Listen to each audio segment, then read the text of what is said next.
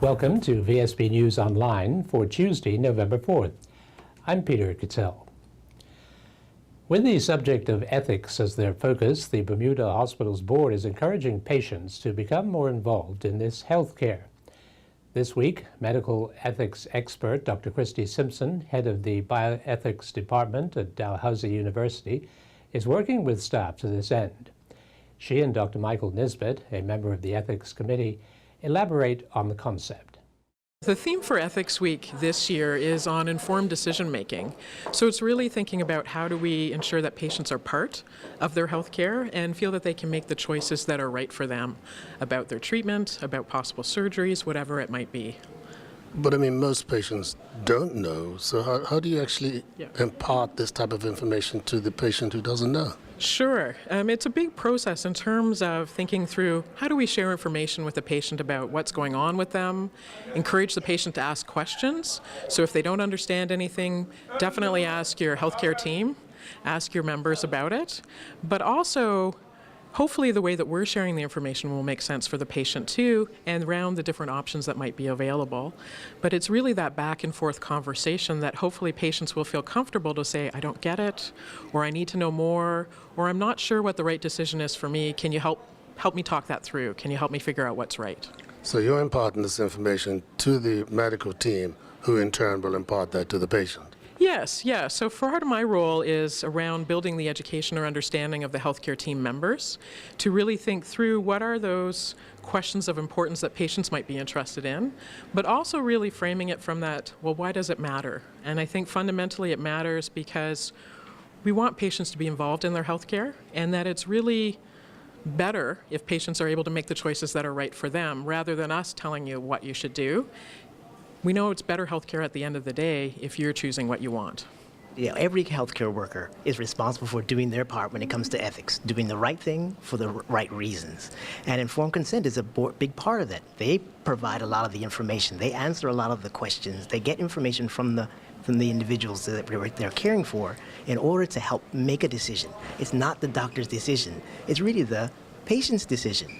But they're consulting together so that the best thing is done at the end that's satisfying to the patient. That's really our goal. Families are also being encouraged to become involved in the patient's care and ask questions. With 12,000 poppies available to be acquired with a donation of your choosing, tomorrow's annual Poppy Day appeal looks like being an important fundraiser for Bermuda's War Veterans Welfare Association, the Bermuda Legion. All the more so since members of the Bermuda Regiment, fresh from their selfless contribution to the remarkable recovery of the island after the head-on clash with Faye and Gonzalo, have volunteered to take to the streets on Wednesday with the collection tins and baskets of bright red poppies to ensure that no one has difficulty finding a poppy to wear next week and during the Remembrance Day parade on Tuesday next. Live in peace and keep away from places, things, and people that might cause you to be in this type of trouble. This was the advice that puny Judge Carlisle Graves gave to defendant Servio Cox, as the jury considering an attempted murder charge yesterday acquitted the 31-year-old by a 9-2 verdict. Earlier in the afternoon, his co-defendant, Devon Huey, was acquitted unanimously by the 11-person jury. In a previous trial, Julian Washington, who was acquitted in a previous trial, was alleged by the Crown to have been the gunman. The month-long Supreme Court trial had heard how Levon Thomas had been fired at as he left Shine's nightclub on Reed Street East early in the morning of March 24, 2012. The prosecution attempted during the trial to link Huey and Cox with DNA and gunshot residue found on a motorcycle. A newly forged partnership between the Bermuda Tourism Authority and the prestigious Associated Luxury Hotels International, ALHI, sets the island on a fast track for increasing our meetings and incentive business. BTA Chief Sales and Marketing Officer Victoria Isley tells Charles Webb of the importance of this alliance. The meetings and incentive market is a really important market for Bermuda. Meetings and incentive business book well out into the future, so 1, 2, and sometimes even 3 years out. So that's a great foundation of tourism-related business that we can have on the books here. Secondly, Bermuda is a beautiful destination, and we really can't think of a better way to reward high-performing employees than a trip to Bermuda. That really enables people to really experience not just our hotels, but our world-class hospitality, excursions and experiences in the water and in our restaurants. So it really is a lucrative market for us. So you would say this is a natural fit? The meetings and incentive market is definitely a natural fit for Bermuda. And ALHI brings a great reputation in the meetings and incentive market. So being able to have 60 sales professionals that are going to be out representing Bermuda with us is going to be great legs out on the street. So we enable and expect to have more leads to be able to come in and more opportunities to host those kinds of meetings for Bermuda. Is it too soon to sort of predict or anticipate when these leads will come to fruition? We're very pleased to say that we've already gotten several leads from ALHI, just 2 in the last 24 hours. So our job is to be able to find the right match with the right customer, and that is also one thing that ALHI is very good at. 70% of the business that they bring to different destinations is corporate, is from the corporate market, and 30% is from association. So their mix of business and meeting professionals matches very well with Bermuda, which is one of the reasons we selected them to be partners in this marketplace. Over 50 volunteers from 5 international companies made a positive impact over the weekend, performing a variety of projects ranging from painting sports centers to preparing SCARS training kits. But what impressed VSB News, Brian Darby in particular, were the activities of 2 teams from PricewaterhouseCoopers, the accountancy firm. The grounds at the Summer Haven home for physically handicapped, badly damaged by the recent storms, were restored and beautified by volunteers from the firm of Pricewaterhouse Bermuda over the weekend. The firm provided 2 teams for the Center of Philanthropy's 7th annual Fall Community Day, with the other team preparing 240 meals for the Eliza Doolittle Society. John Powell, chairman of Summerhaven, thanked the PwC staffers and said that among the main challenges had been accomplished was the collection of mountains of seaweed, as the Parks Department had said they would be unable to do so themselves for at least a month in view of the extra work facing their staff across the island. Scott Watson-Brown, Bermuda Managing Director of PwC, who took part in the cleanup, said it had been exciting to see how much work his team accomplished at John Smith's Bay while the other team was cooking so many meals. Brian Darby reporting for VSB News. There will be time for a minute's reflection on our close call with a hurricane disaster at 1 o'clock this Thursday. And it's the idea of Imagine Bermuda, who are also planning a roundtable discussion on what we learned as a community. VSB News' Chris Lodge has the details. Imagine Bermuda wants residents from Fort St. Catherine to Dockyard to pause for 1 minute for reflection this Thursday at 1 p.m. This to consider the massive threat we all faced and survived together, and through collaboration speedily move towards renewal. Imagine says pausing together will remind us that we're all in the same boat and vulnerable to storms. Imagine Bermuda will also host a roundtable discussion on Thursday with the theme Drawing the Lessons from the Storms. 5-minute presentations will be given by Bishop Nicholas Dill of the Anglican Church, Family Center Executive Director Martha Dismont, Chewstick's Gavin Smith, and the Reverend Nicholas Tweed of St. Paul's AME Church. The panelists will not be representing their organizations, but sharing personal views. The goal is to identify those lessons that have surfaced in the crisis, which can be useful for our island as we move forward through further storms that we will no doubt experience. The discussion will be from 11:30 until 1 p.m. at Cathedral Hall on Church Street. I'm Chris Lodge, VSB News.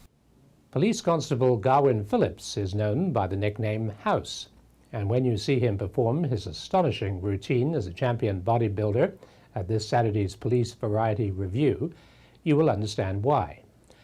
A gentle giant to his colleagues and friends, Mr. Phillips has been taking care of his physique since he was a teen, and he thinks it is an ideal hobby for a police officer. Quite a lot of Bermudans are into fitness in comparison to other places that I know. Yeah. And you inspire them. I try my best. I try my best. As you can see, I'm wearing my House of Pain top. That's a group of us police officers that train with me at the police gym. And so I try my best to inspire as much personnel that I possibly can, inspire. Well, being a fit policeman, I would have thought was about number one on the list, isn't it? Your life is so stressed. I think, I don't know if we all are born with our own unique abilities and so forth. I've done a lot of different other sports. I'm settled in bodybuilding now. So again, probably my situation is quite unique that it doesn't really, instead of adding stress, it actually alleviates stress for me. Right. Yeah. You're not thinking of taking up rugby or anything, are you? Oh no. I've done a lot of different contact sport. I have given that up. I'm over 40. Nobody hitting me. I'm not hitting anybody either. So on the show, you have going to just go through the pieces that you really enjoy doing? Yes, I'll be performing in 2 different capacities. The last time I took part in a skit. I would also be a part of that skit again also, which we are doing a second part. And also I'll be entertaining the crowd bodybuilding wise. Oh yeah. It's always a pleasure to be on stage to entertain the audience. And no tips on the colour that you've chosen? Turquoise, I think. Because if I do that, I'm gonna get some like uploads, and I'm gonna get some that are not gonna be so happy. So when they come out to the show, believe me, hopefully that their color is the one that I'm wearing, but they're gonna enjoy the show. While a 23-year-old Smiths Parish man fights for his life in the hospital's intensive care unit following a single-vehicle motorcycle collision on Saturday, the police find themselves investigating 2 more road accidents involving motorcycles that took place on Monday night. At 4:55 p.m., there was a collision between a car and a motorcycle on the North Shore Road near Grace Lane, which led to the rider, a 37-year-old Pembroke man, being taken to hospital, where he is currently in stable condition on a general ward. Then at 7:35 p.m. on Harbour Road, Warwick, a motorcyclist collided with a wall near the junction with Keith Hall Road. The 45-year-old St. George's man is recovering in stable condition on a general ward. In sports, the work to transform the National Sports Centre into a rugby arena for the World Rugby Classic has begun. Earl Baisden has the details in the latest Sports Report.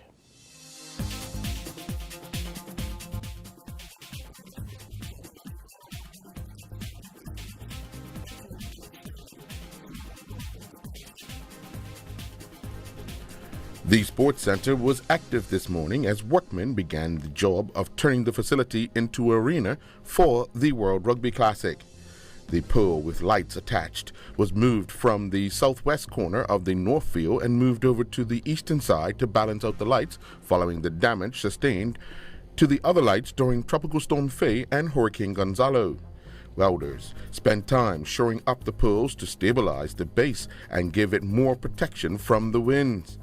Suppliers for the covered seating areas have arrived and begun the task of erecting the tents for sponsors and member tents, as well as a few tents for the vendors as well. The 27th World Rugby Classic at the National Sports Centre is scheduled to get underway on Sunday, November 9th. The British Army Masters will play the Bermuda Barbarians as a prelude to the Italy versus South Africa and then the Classic Lions versus USA match. Monday evening, November 10th, will feature Argentina versus Canada and France versus New Zealand. The Bermuda Boxing Commission and the IBA have sanctioned the world title fight between Teresa Perazzi and Kali Reese, which will be staged at the Fairmont Southampton on November 21st. The pair will compete in 10 two-minute rounds, where Perazzi comes in with a record of 9 wins, 4 losses, and 3 draws, while Reese enters with 6 wins, 3 losses, and 1 draw. Then there's a super welterweight bout featuring Earl Nicky Bascom, who has 1 professional win under his belt, in his only professional fight against Joe Marchand from St. Mary's, Canada, who is making his professional debut. The pair will fight 4 two-minute rounds. The third and final professional bout for the night will be in the heavyweight division, featuring Chikoke Tucker, who will battle Martello Jones from Canada. Both fighters will be making their professional debuts, and they too will be fighting 4 two-minute rounds. The Bermuda Football Association announced a preliminary training squad list of players selected to begin preparations for the 2015 CONCACAF Championships and the 2016 CFU CONCACAF Under-17 World Cup qualifiers. Dennis Brown has been appointed as the head coach for the above-mentioned international fixtures and will be assisted by National Academy Director Richard Todd, as well as other members of the National Academy coaching staff in helping to prepare the player pool for competition. Just a week after competing in the Trey Swan Memorial Junior Tennis Open Tournament at the WER Joe Tennis Stadium, Ricky Mallory and Ben Jones took to the courts to represent Bermuda as the second edition of the ITF GSDF 12 and under Team Masters Tennis Tournament continued in Mexico, where Bermuda went down 3-0 to number 1 seeds Guatemala. First on the court was Jones, who went down 6-love, 6-2. Mallory then took to the court and lost 7-5, 6-1. Jones and Mallory lost a close match in the doubles. After winning the first set 6-1, they then lost the next 2 sets 6-2, 6-3.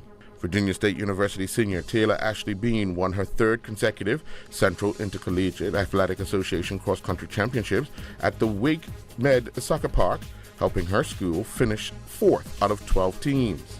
Bean was pushed for most of the 3.1-mile course, but with approximately 700 meters left in the race, Bean asserted herself and wouldn't be denied her 3rd consecutive title.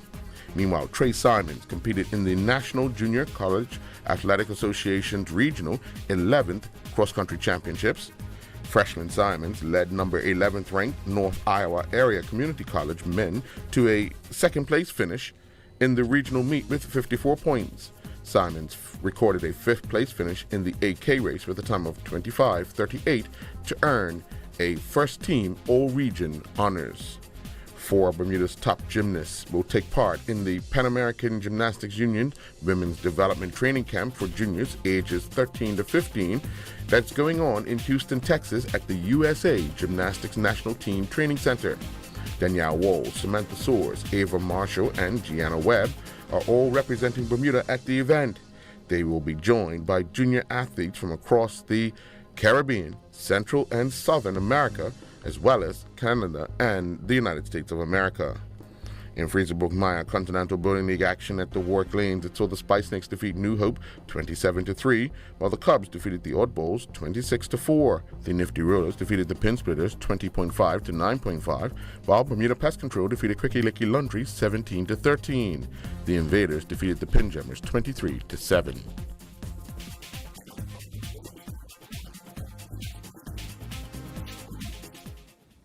Thanks for watching VSB News Online for Tuesday, November 4th. I'm Peter Cattell.